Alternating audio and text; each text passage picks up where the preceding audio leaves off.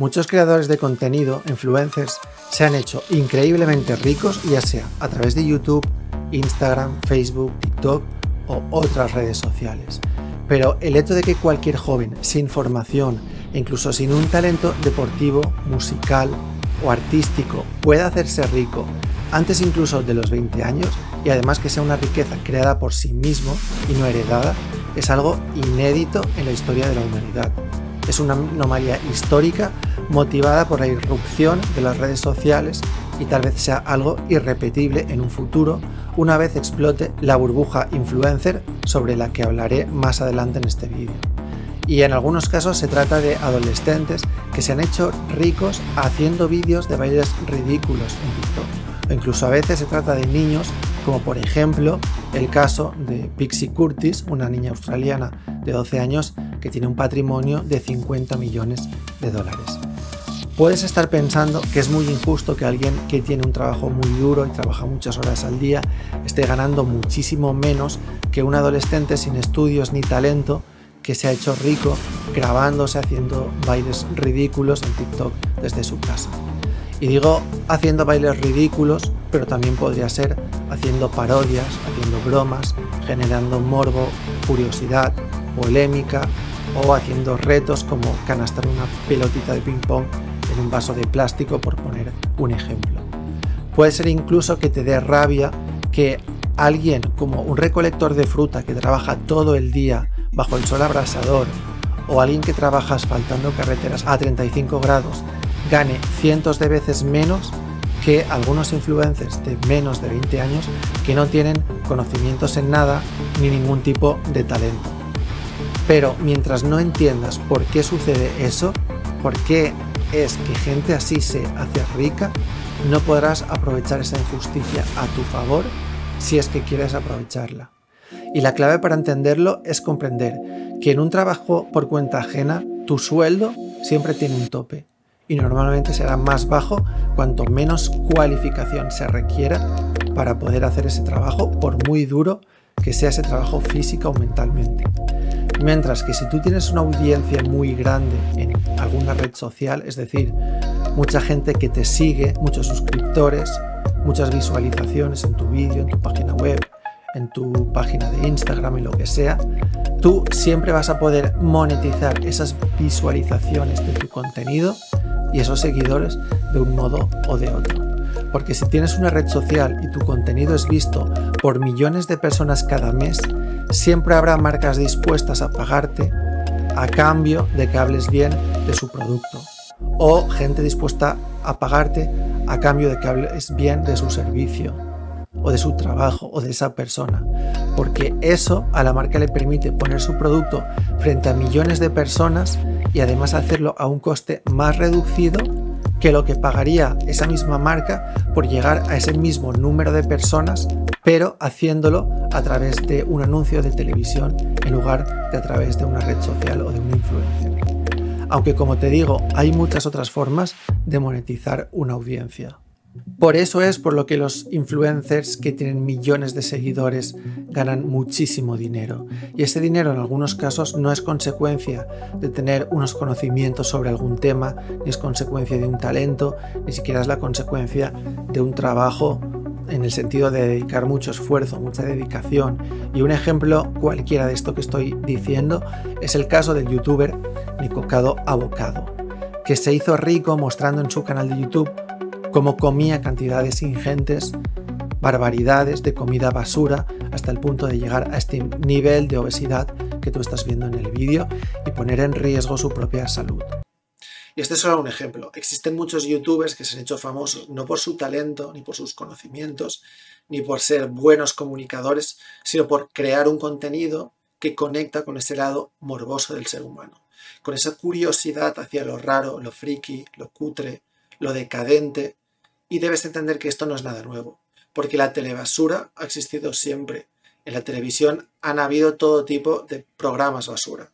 y la mayoría tenían una audiencia muy alta, incluso a veces superior a la de programas culturales o divulgativos o que trataban cuestiones intelectuales. Pero la aparición de las redes sociales lo que ha permitido es que cualquiera puede convertirse él mismo en uno de esos personajes frikis que atraen la curiosidad y el morbo de millones de personas en todo el mundo. Así es como hay gente que ha podido crear una audiencia inmensa y con ello una riqueza inmensa sin necesidad de ser expertos en nada, como por ejemplo este caso de Nicocado Abocado. Una audiencia que en ocasiones ha sido muchísimo más elevada que la que han tenido muchos otros influencers que hacían un contenido de mucha más calidad, de mucho más trabajo detrás, que tenían mucho más talento comunicativo, que tenían mucho más conocimiento, mucha más formación, pero lo que sucede es que esa atracción del ser humano hacia lo cutre, lo decadente, lo morboso, hace que muchas veces la misma audiencia, la misma sociedad recompense este tipo de influencers, como por ejemplo el caso de Nicocado. Pero también debo decir que estos casos de críos que se hacen ricos sin ningún tipo de formación, de conocimiento, de mérito o habilidad son una minoría de creadores de contenido. Hay que reconocer que la mayoría que se han hecho ricos es gente con estudios que ha conseguido llegar a tener una gran audiencia gracias a su talento comunicativo y sobre todo a su trabajo constante a lo largo de los años. La mayoría de ellos tuvieron que estar muchísimo tiempo, normalmente varios años, creando mucho contenido de calidad antes de poder comenzar a generar ingresos por todo ese trabajo que habían estado haciendo. Pero una pregunta interesante que deberíamos hacernos es, ¿esta posibilidad de hacerse rico a través de Internet y de las redes sociales es algo sostenible en el tiempo o tiene fecha de caducidad? ¿Ha sido solo una excepcionalidad histórica que solo se ha dado en este momento preciso de la historia, cuando Internet y las plataformas de vídeo no estaban tan saturadas de contenido como lo están ahora y sobre todo como lo estarán muchísimo más en el futuro? ¿Puede explotar la burbuja influencer o la burbuja de creadores de contenido del mismo modo que explotó la burbuja inmobiliaria en España en 2008? Y si explota, ¿qué pasará con los creadores de contenido? ¿Dejarán de ganar dinero? ¿Dejarán de existir? Estas son algunas cuestiones que voy a abordar de aquí al final del vídeo, pero voy a empezar por el principio, por entender qué fue lo que permitió, lo que hizo que fuese posible hacerse rico a miles de jóvenes de todo el mundo gracias a las redes sociales. Y para entender esto en un contexto histórico debemos remontarnos un par de décadas atrás. A mediados de la década de los 2000 los publicistas y anunciantes tenían un gran reto y era cómo podían conseguir crear campañas publicitarias para motivar el consumo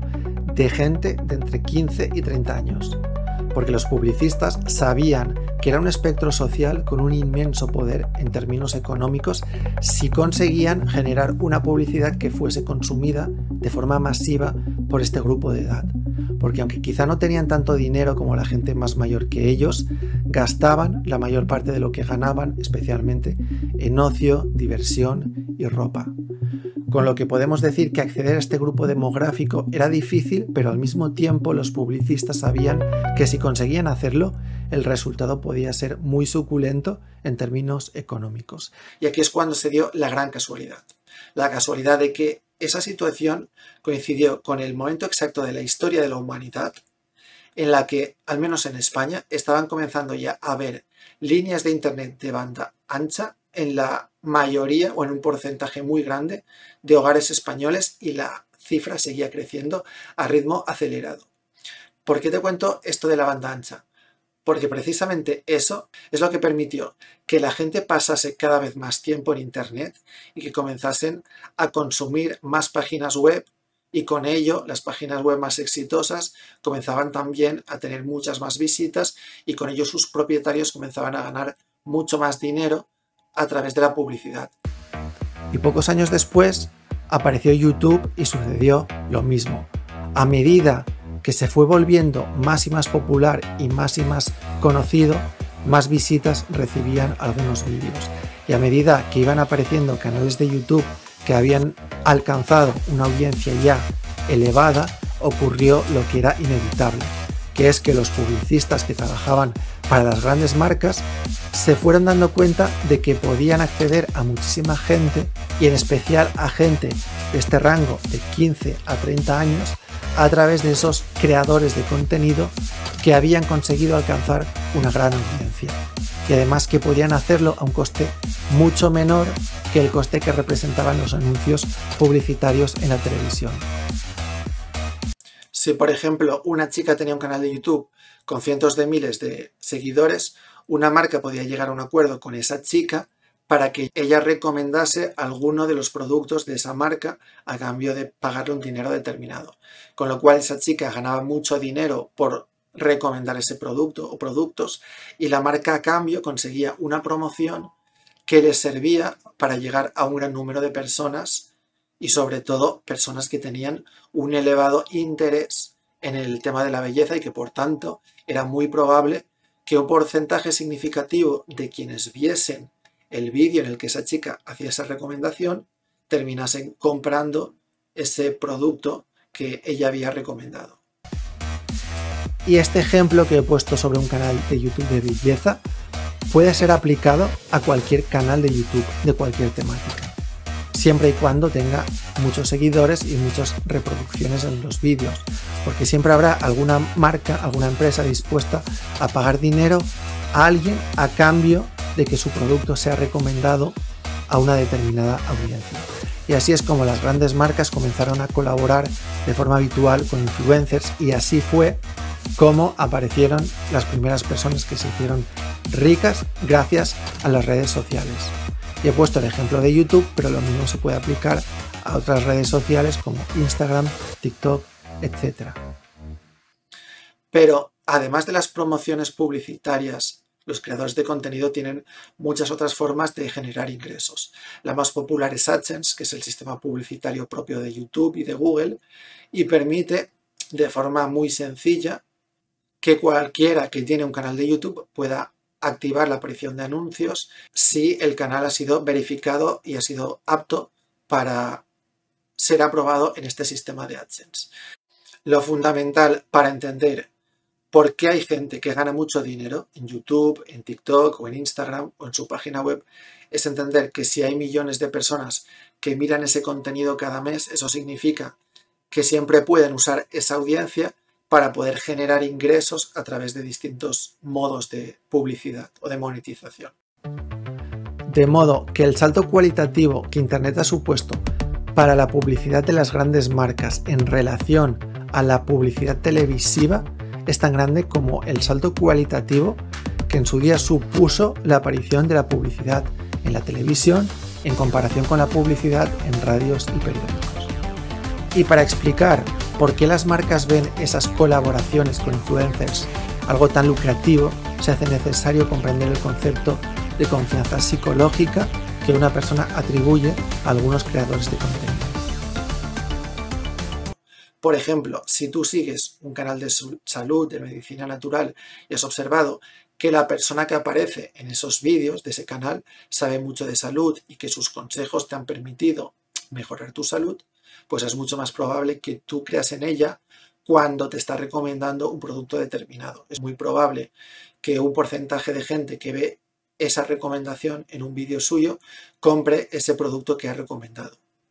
Pues esto precisamente es lo que hace que para las marcas estas colaboraciones con influencers y creadores de contenido hayan sido tan rentables económicamente.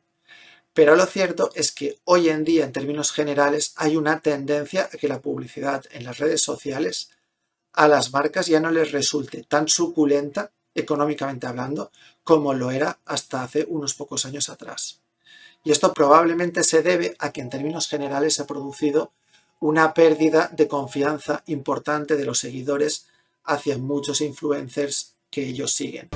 ¿Por qué? Pues porque hoy en día todo el mundo sabe que cuando un influencer recomienda un determinado producto, lo hace a cambio de dinero. Y por tanto los seguidores y fans de los influencers están dejando de percibir esa recomendación como un consejo desinteresado y sincero y comienzan a verlo ya como lo que realmente es, que es publicidad encubierta, o mejor dicho, un intento fallido de hacer publicidad encubierta, porque se nota mucho cuando un influencer está haciendo una recomendación desinteresada o cuando hace una recomendación sospechosamente alabadora de un producto y exageradamente positiva de un producto.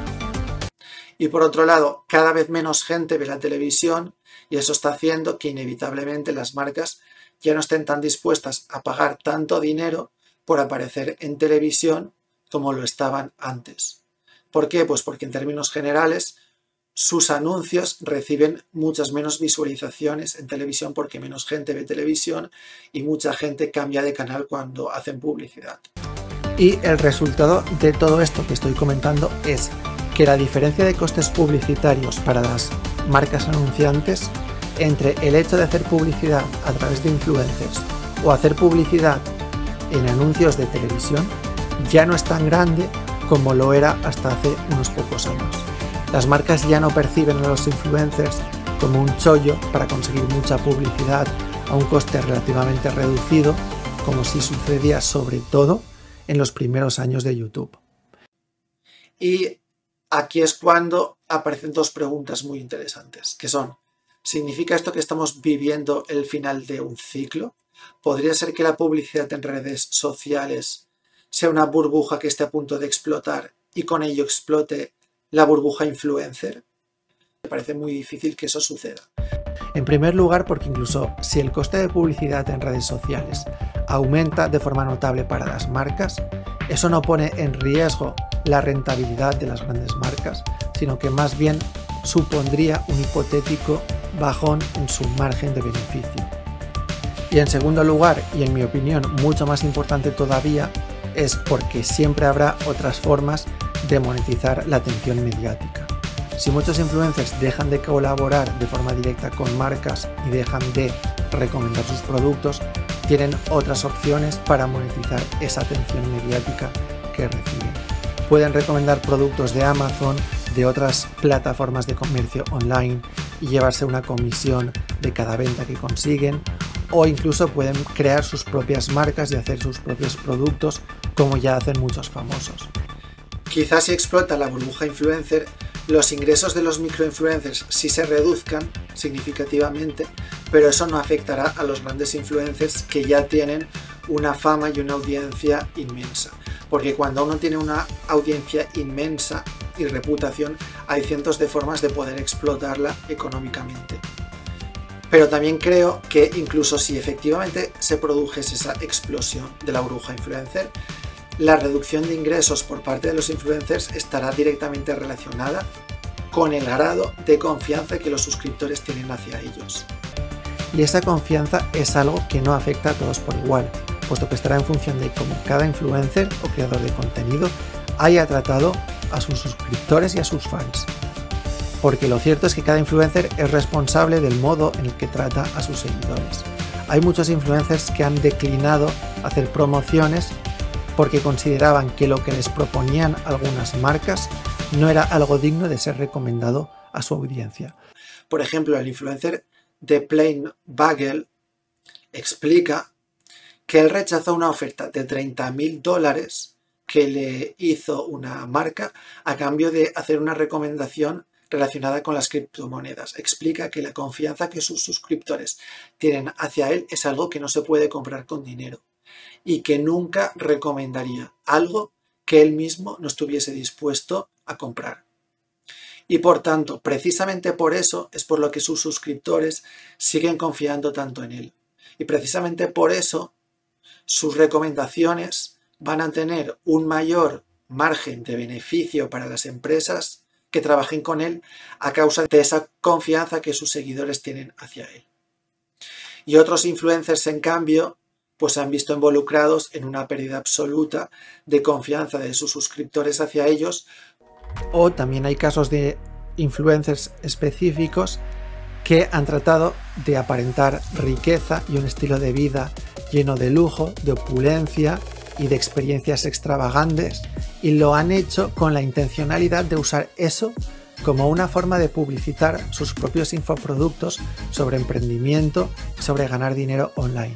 Les decían a sus seguidores que ellos también podían hacerse igual de ricos si compraban su infoproducto en el que explicaban tal o cual técnica para hacerse ricos. Y obviamente esas promesas de hacerse rico rápido en la inmensa mayoría de casos no se cumplieron, porque no son técnicas sencillas de implementar, sobre todo por alguien que no tiene formación y experiencia previa en el ámbito del marketing online. Y ese tipo de supuestos gurús cuyo máximo exponente a nivel mundial es el influencer Andrew Tate,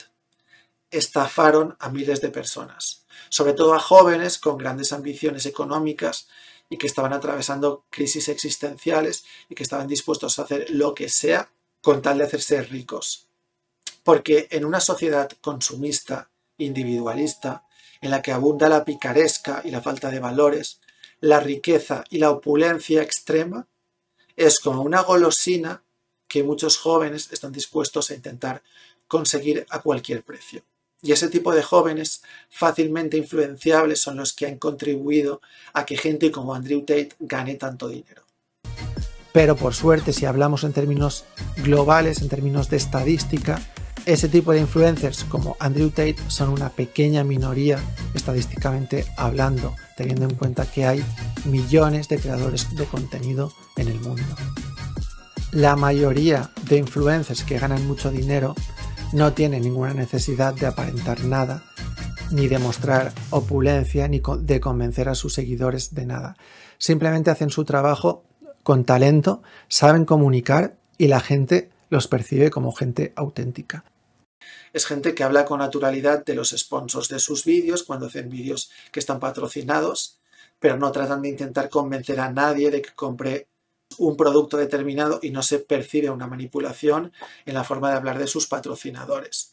Este tipo de influencers que cada vez más buscan las marcas son personas, a ser posibles, alejadas de las polémicas, de la ostentación y que son percibidos como gente auténtica por un amplio margen de la sociedad.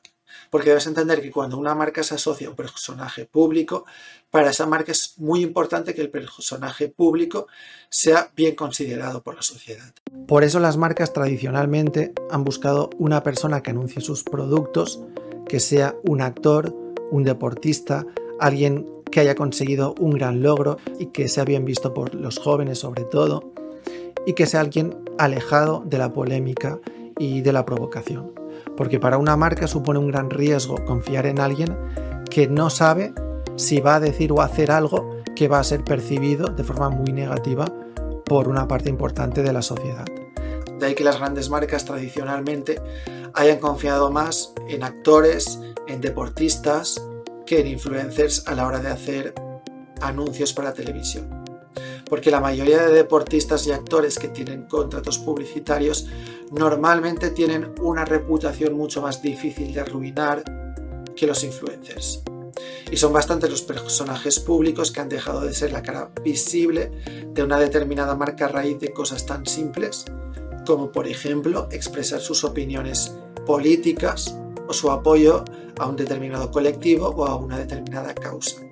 Por lo que tanto si se produce una explosión de la burbuja influencer como si no se produce, la tendencia será que en el futuro los influencers mejor pagados por las marcas serán aquellos que ya tienen una reputación y sobre todo aquellos que tienen una buena percepción social por un amplio espectro de la población. Espero que el vídeo te haya gustado y nos vemos en el próximo. Un abrazo.